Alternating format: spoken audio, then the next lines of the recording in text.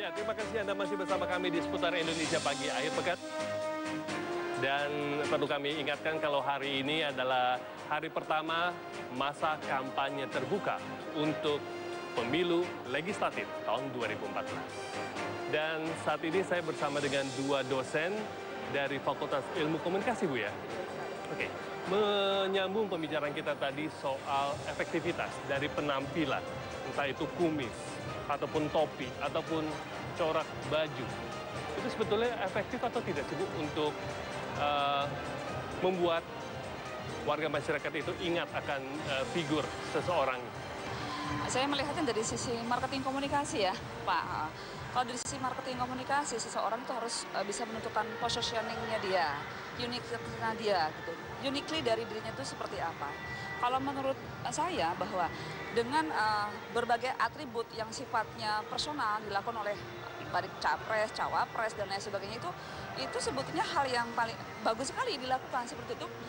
Salah satu yang bisa dilakukan oleh seorang cawapres atau pilek dan lain sebagainya seperti itu untuk bisa mempositioningkan dirinya sebagai seseorang yang bisa dilihat oleh konstituen, oleh para pemilih dan lain sebagainya seperti itu.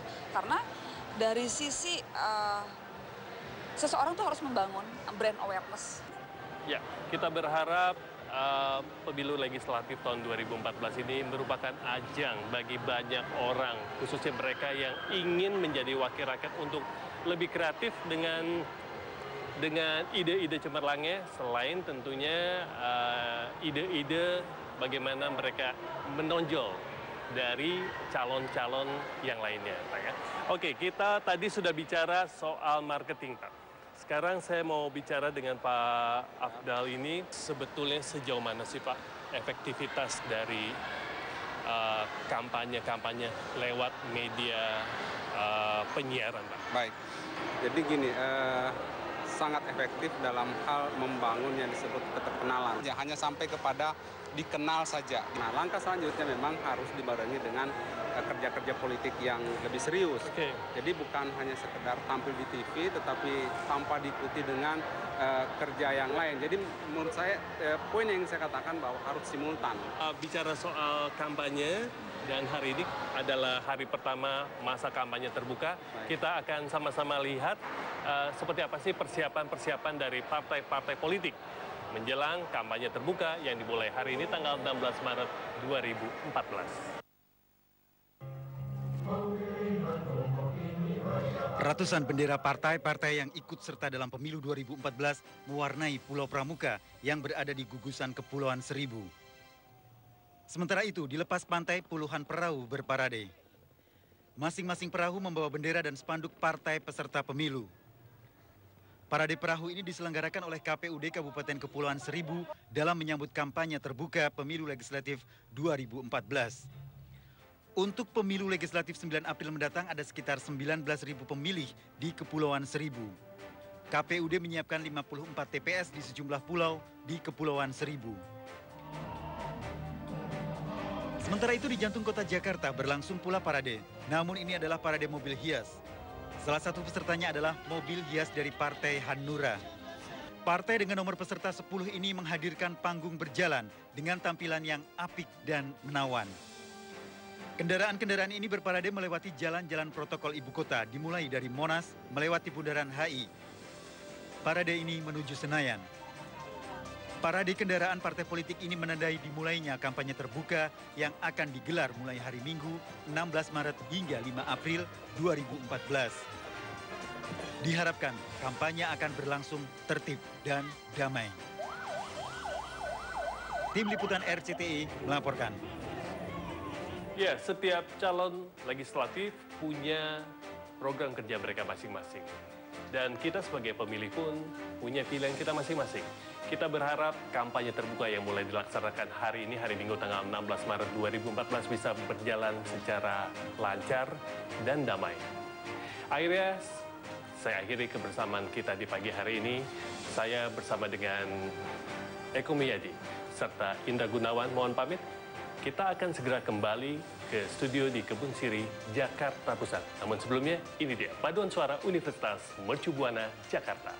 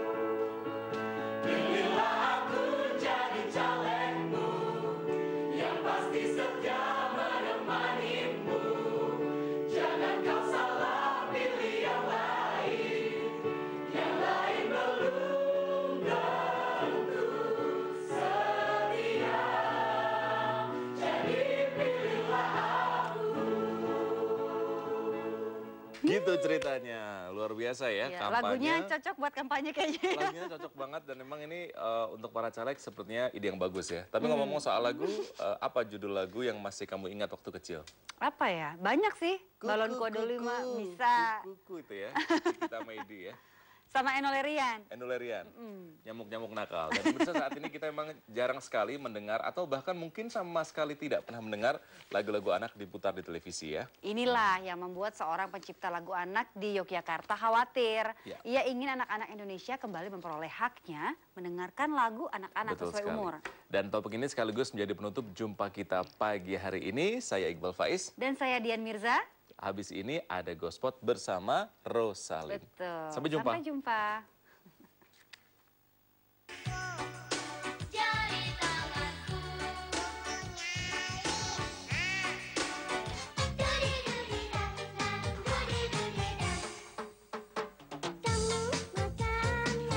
Anda mungkin masih ingat lagu-lagu ini.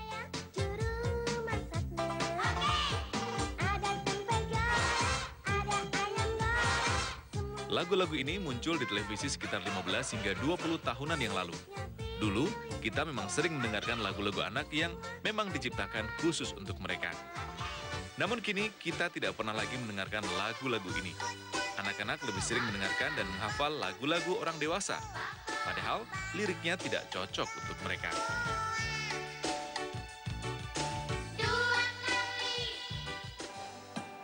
Inilah yang membuat Siti Sujarahwati prihatin. Ia ingin anak-anak Indonesia kembali mendengarkan lagu-lagu anak yang sesuai buat umur mereka.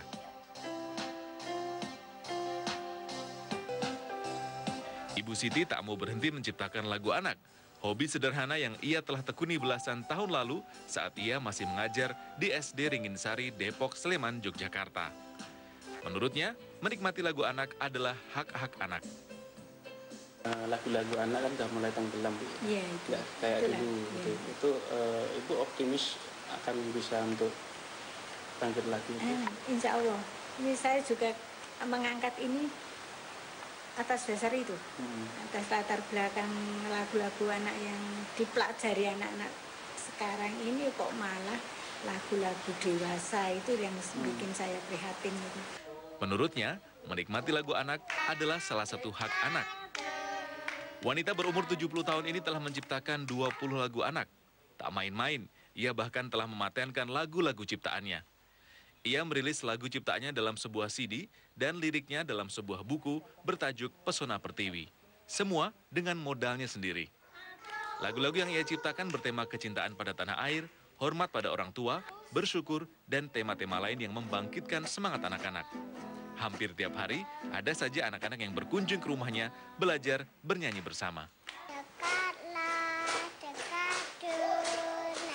Let us go, let us go, let us go into the sky. Sebenarnya, wanita 6 anak dan 15 cucu ini ingin karyanya dinyanyikan ke sekolah-sekolah agar anak-anak sekolah bisa kembali mendengarkan lagu-lagu anak dan tidak hanya lagu-lagu yang itu-itu saja. Namun keinginan itu ternyata belum tercapai hingga sekarang. Keinginan Bu Siti sederhana. Di masa pensiunnya ini, ia ingin tetap berkarya dan berguna. Dari Sleman, Yogyakarta, Heru Trijoko melaporkan.